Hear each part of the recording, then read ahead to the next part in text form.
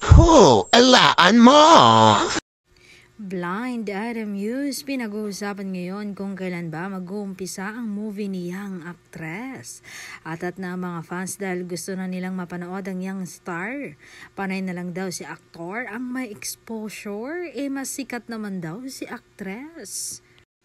Yan ang mga hinaing ng ibang mga netizens, pero ayon sa Marites, pinaka-last guest na raw ang actress dahil iba raw ang hugot niya sa mga utaw online. Siguradong magti-trending ang PBB at tungkol sa movie niya, matagal pa raw ata, baka December na mapapanood.